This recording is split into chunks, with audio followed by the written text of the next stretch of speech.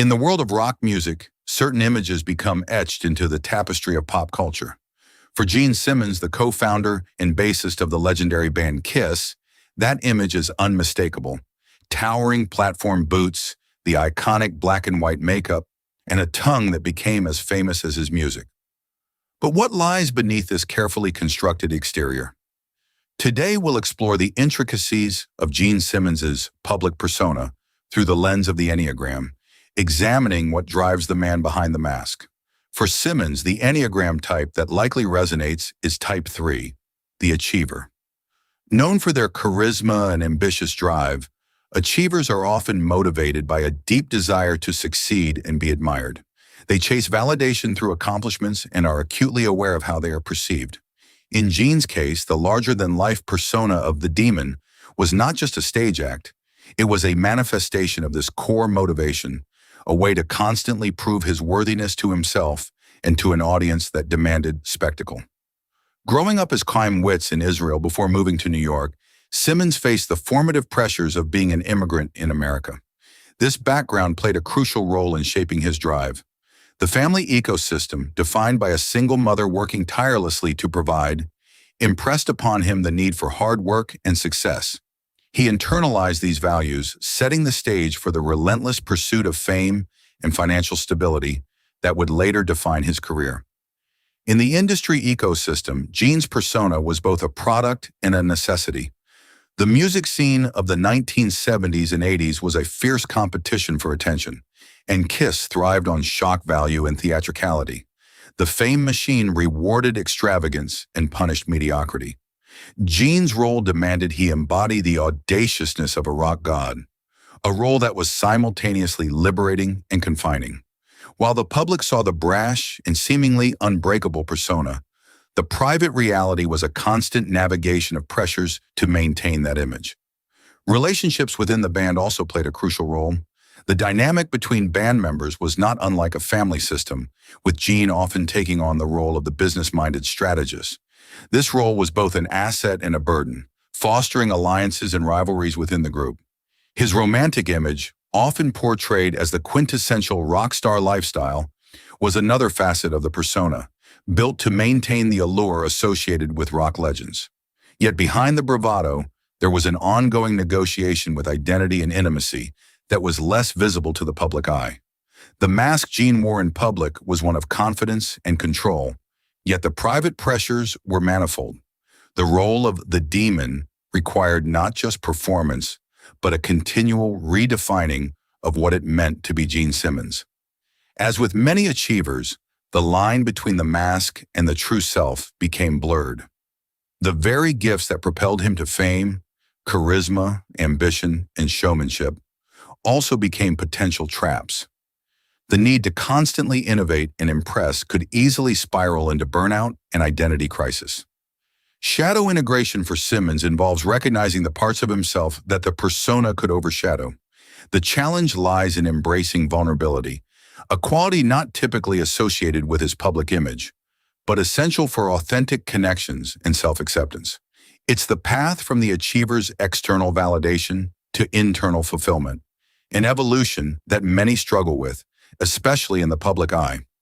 As we peel back the layers of Gene Simmons's persona, we find a reflection of universal themes, of ambition, identity, and the human need for both connection and recognition. Gene's journey is emblematic of the tension between the desire to be seen as unique and the fear of being truly seen. At the heart of his persona lies the core fear of the Enneagram Type 3, the fear of being worthless, of having no value if not continuously proving one's worth through achievements. Throughout his career, Simmons's pursuit of excellence often mirrored this internal conflict. He was driven by a core desire to be admired and respected, not just for his music, but for his business acumen and strategic vision. This drive was both a source of strength and a potential Achilles heel. It spurred him to transform Kiss into a cultural phenomenon, but also risked alienating those closest to him if his relentless ambition overshadowed personal relationships. In the archetypal narrative, Gene's path can be seen through the lens of the hero's journey, where the call to adventure was an invitation to step into a larger-than-life role. Yet unlike traditional heroes, his journey was complicated by the trickster archetype, embodying the playful, cunning, and sometimes deceptive aspects of his persona. This trickster energy allowed him to navigate the music industry with agility, using humor and wit to disarm critics and fans alike. However, it also meant that the line between sincerity and performance was often blurred. The band dynamics within Kiss further illustrate the complexities of the ecosystem in which Simmons operated. Paul Stanley, often seen as the heart to Gene's head, complemented and sometimes clashed with Simmons's more pragmatic approach. This interplay of personalities created a tension that drove creativity but also required constant negotiation. Each member's role within the band can be seen as a microcosm of the family system, a dance of alliances, rivalries, and shared goals. Exploring Gene's shadow involves acknowledging the parts of himself that he might have preferred to keep hidden. These include fears of inadequacy and vulnerability. The constant need for external validation can lead to a disconnect from one's true emotions and needs. For Simmons, integrating this shadow means finding balance, recognizing that true worth comes not from perpetual performance but from authenticity and self-acceptance. His journey also reflects the path of growth for the achiever. In times of stress, Type 3s may adopt the negative traits of Type 9, becoming disengaged or complacent. Yet when moving towards growth, they can draw from the best qualities of Type 6, embracing loyalty and a sense of community. This shift involves a deeper engagement with others, fostering genuine connections rather than transactional relationships. Gene's public persona, with its emphasis on success and flamboyance, can overshadow the quieter moments of introspection and self-discovery. These moments are crucial for understanding the man behind the mask. The pressures of maintaining a public image in the face of personal change echo a universal human experience, the struggle to reconcile one's external persona with the truths of the inner self. Simmons's life as a rock star parallels the epic tales of mythological heroes who must eventually face their inner demons. The demon persona itself becomes a metaphor for the internal challenges he navigates, confronting fears of failure, grappling with the impermanence of fame, and ultimately seeking a deeper sense of purpose beyond the accolades. As we delve into specific moments from Simmons' life, we see how these psychological themes play out in real time. From the band's early days in New York, where ambition was tempered by uncertainty, to later years marked by the juxtaposition of personal and professional challenges.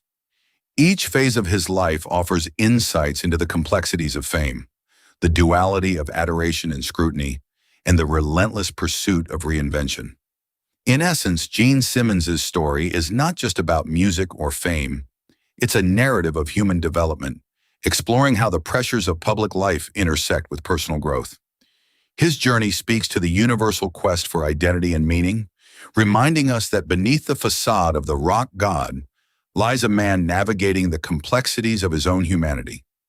This exploration invites reflection on our own mass and the courage required to integrate our shadows, embracing both the light and darkness within us.